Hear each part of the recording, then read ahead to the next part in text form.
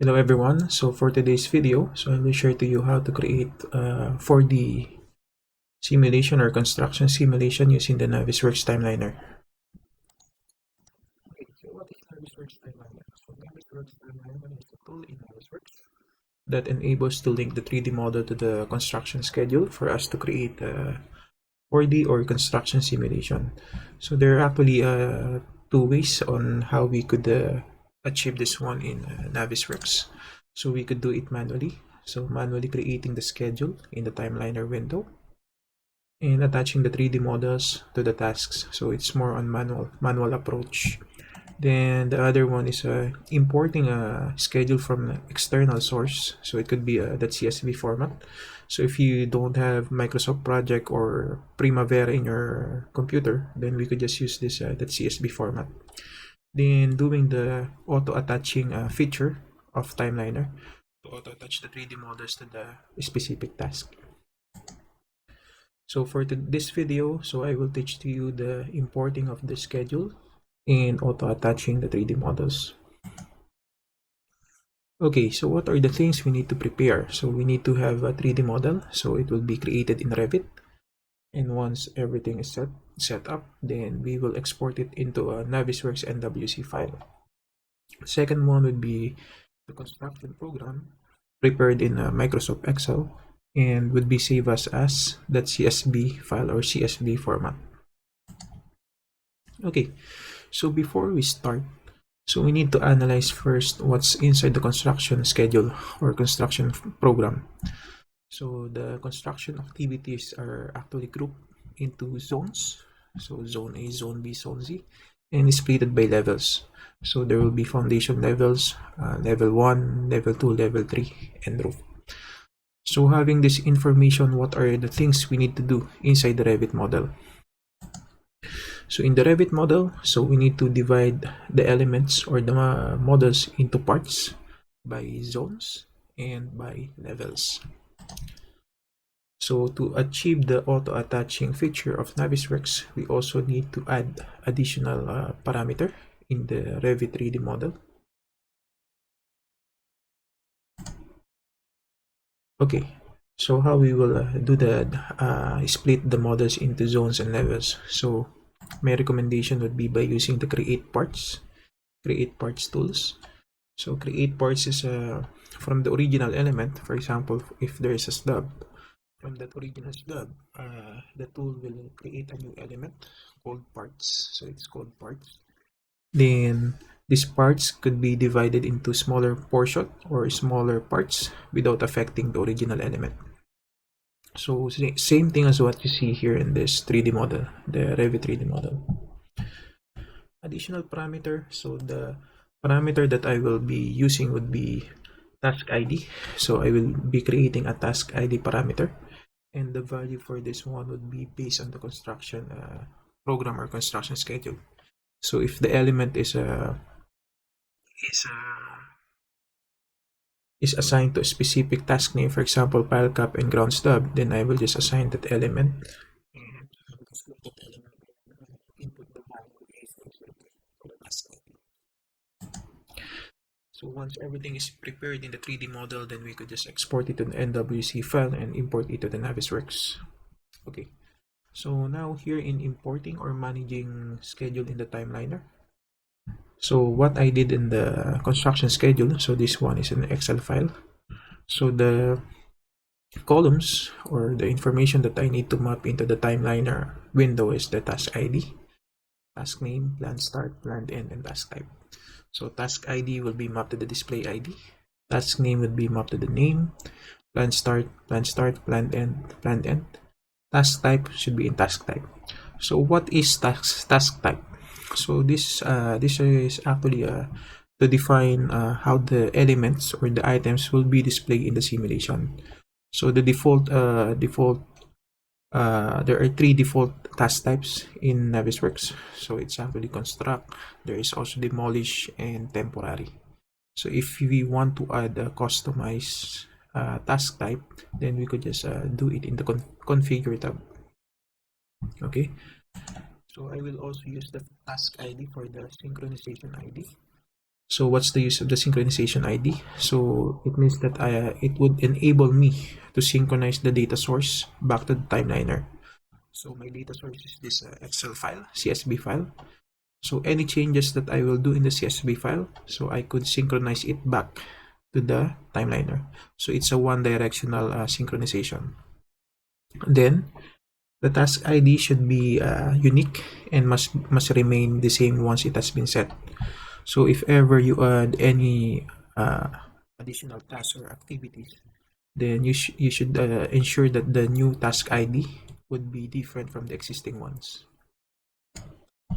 Okay, so let's start first on working in the Revit model. So the first thing that I need to do is create a task ID parameter. So what I need to do is go to the Manage tab, go to the Project Parameters. So if you're should be working on a multiple models, then I would recommend to use the shared parameter. So you'll be using a single parameter for all the models. So select. So this is my shared parameters .text file. I already created a task ID. So make it as instance. So values can vary by group or instance. Click that one. Change it to facing. For the categories, just select everything. Select all. And click OK. So okay. So if you click any elements here,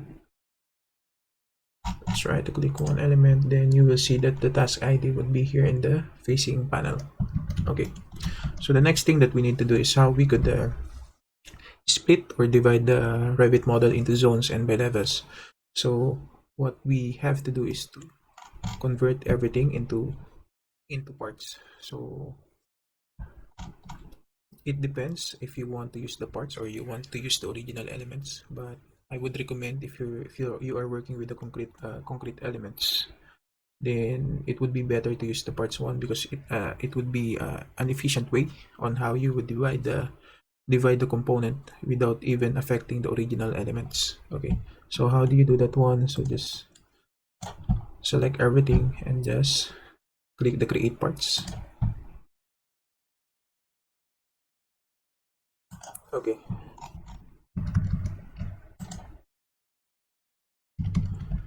So to differentiate the original elements and the parts one, so just go to visibility graphics and change the color override. So let's just make it magenta.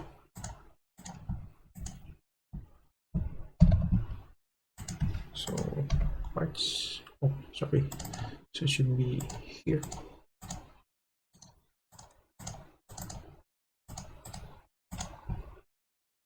Okay, so all the things that you would see here are parts.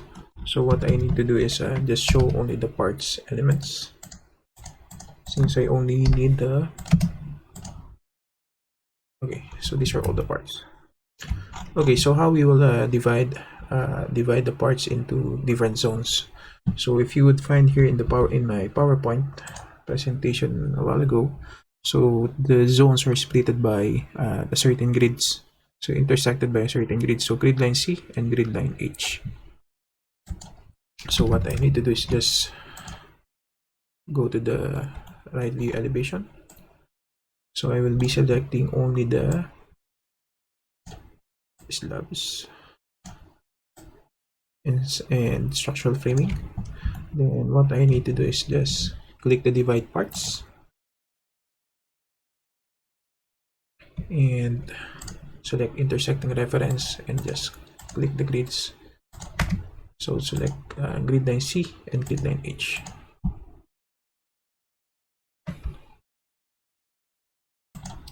Okay, then just click OK.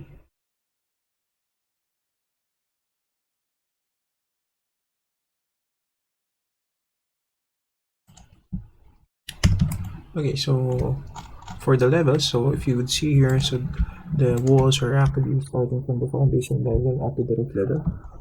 So I need to split them by levels also. So divide parts, then intersecting elements, levels, level 2 and level 3. So you will see that it's now in level 2. So it's split into 3 levels. So this is how I created parts. So actually it's up to you if you want to use parts or if you want to use the original elements. So once everything is divided into parts or split into levels, then you could proceed on assigning the values for the task IDs. So you could just, for example, select all of these as the zone A.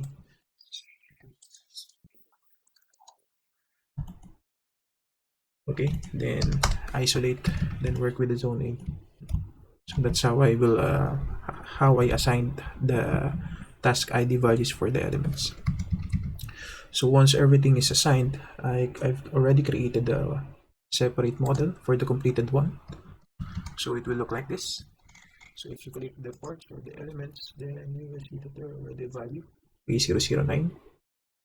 So this one would be A003 for zone A, zone B, and zone C. Okay. So once everything is set, then we could already export it as a Navisworks NWC file. So export to NWC. So for this one,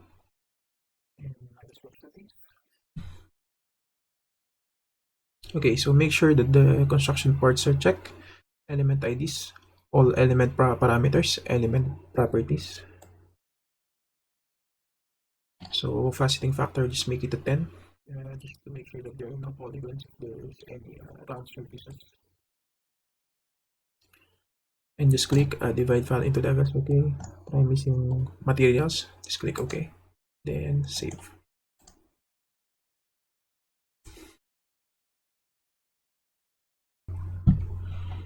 Okay, so once everything is saved, so we could just minimize the Revit.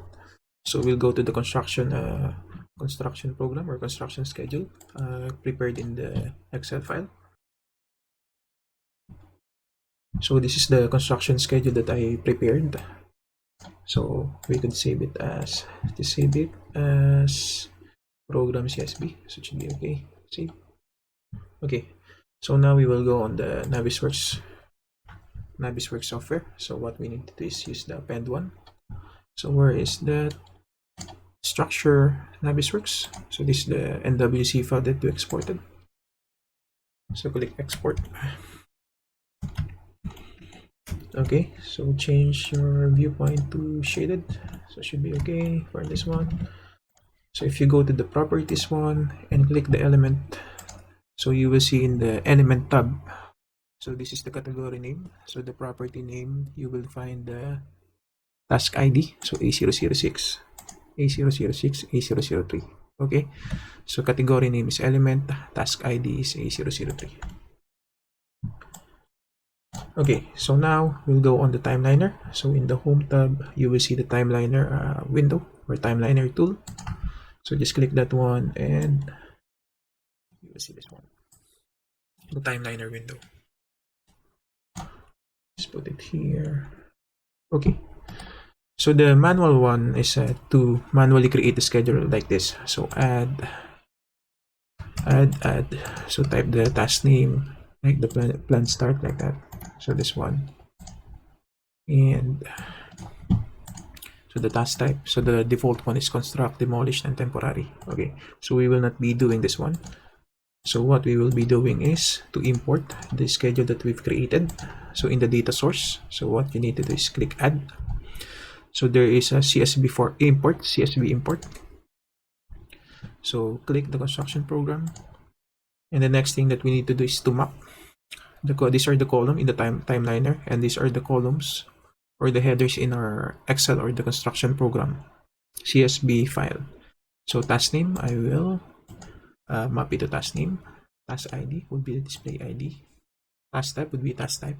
So this one is the synchronization ID, the one that I said a while ago. So this is for us to enable to synchronize the CSV file back to the TimeLiner. So I'll map it to task ID, plan start, and plan end. Okay. So once you click OK, then your data source is now here. So I just click. Let's say rename it to construction schedule. Okay. So the next thing that you need to do, so once you add this one, it will not yet automatically reflected here in the task tab. So what you need to do is right click and click rebuild task hierarchy. Then your task will be okay. So everything that you would see in the Excel file, it would be the same here in the timeline. Okay, so sometimes you will not see this display ID. So what the how do you show this one? So you could go here in the columns. So choose what columns you want to show. So I'm choosing display ID. I don't want to show the actual. I don't want to show the actual end.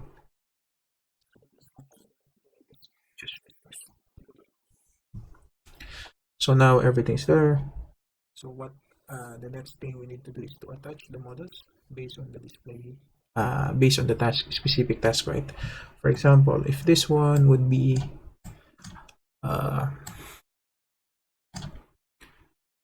if this one would be A004, then I need to attach it to A004, right? Okay. So do we need to create a search sets for that one? So no need for us to create a search sets. So since this one is the information that we need is only a one criteria only, then you could just go here in the properties in the selection tree properties element, right? So you could find the element one and you could check, look for the task ID. So task ID is this one. So these are all the search sets that Navisworks already created, so no need for us to create that one. So the normal approach would be just by, for example, A002, dragging everything one by one. So you could do it like this also. So drag A004, drag it like that. So let's clear everything first. Okay. So what we need to do is how we auto attach all this all the elements according to its specific tasks. So what we need to do is go here. You see the auto attach using rules. We need to create a new one. Let's try to create a new rule. Should be that's rule name should be display ID to task ID. Then choose this as rule templates. So map timeliner task from column name. So this one is the timeliner window. What's the name? So it should be the display ID. Find the display ID. Click OK. To items with the property with category name. What's the category name? The category name should be the element. Click OK. So what's the property name? Property name is your task ID. Okay. So everything is right here. So check this one and click apply rules. So it will automatically attach all the 3D models into the specific tasks. So if you click the A002,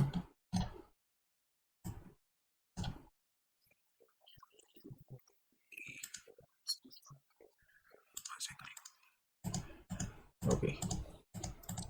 So for example, you update anything in the Revit model one. So once you update anything in the Revit model, you need to export it again to NWC and click the refresh one. So once you click the refresh one, and if there's additional elements that has been added in the Revit model, then what you need to do is you need to reapply it again. So click display ID to task ID. So make sure that you're overriding the current selection and just click apply. Okay, so once everything is set, then you could just go to simulate. Then you could now play this one.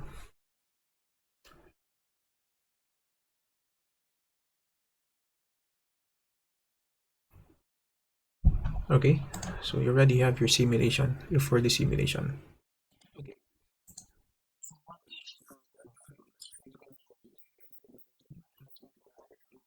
So for example, let's say you add, for example, for the you want a color coding, you have a wall,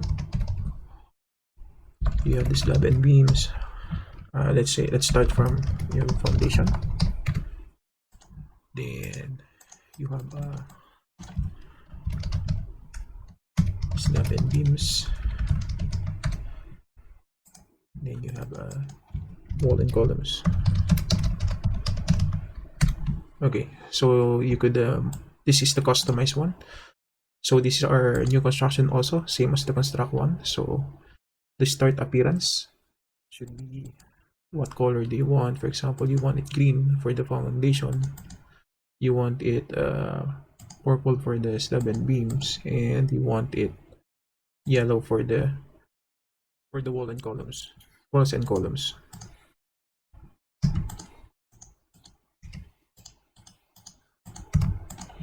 Okay, so your end appearance would be, since it's a new construction, then you could just put the model appearance. Okay, so how do you update this one? Do you want to update it here? So what I will do is I will not update it here in the TimeLiner one, but what I need to do is just make sure that I remember the names: foundations, slabs and beams, walls and columns. Okay, so I'll do it here. So all will be foundations. Here in my piling works will be foundations. Let's put foundation also for the pile cap and ground slab. Then it should be walls and columns. Then this should be slabs and beams. Okay, so copy.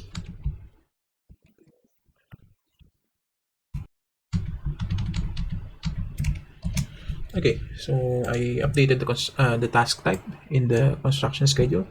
So I'll just click save. So I'm saving the CSV file. So what I need to do is just go to the data source and just look at this one, task type, data source, right click and synchronize. So I'm not rebuilding it because I didn't add any additional tasks or activities in the CSV.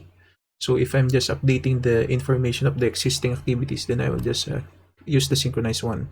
So if I add anything, any activities, additional activities in the CSV, then I need to use the rebuild task hierarchy. So what I need to do is just click synchronize.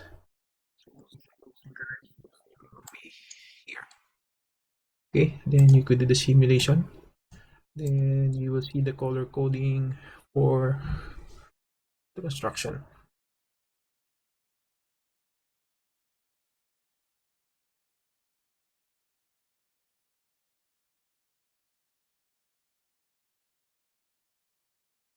Okay, so if you want to update anything on this one, on the dates and the weeks, for the information of the upper left, you just go in the settings. So there's overlay text. So the location, you want it at the top, you want it at the bottom, or you want it none.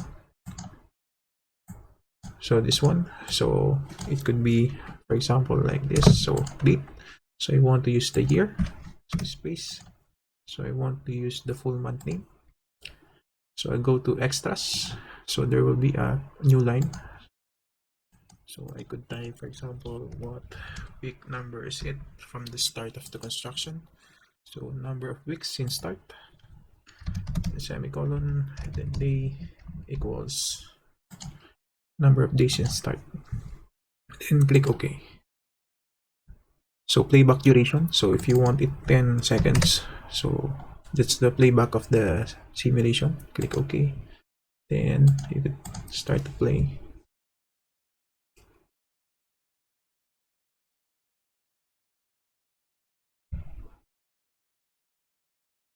Okay, so actually that's how you create a 4D simulation in Navisworks, right? So hopefully you learned something in this video. And if there's anything you need to ask, so just comment in the comment section below. And I will respond maybe in another video or response on your comments. Okay, thank you and have a nice day.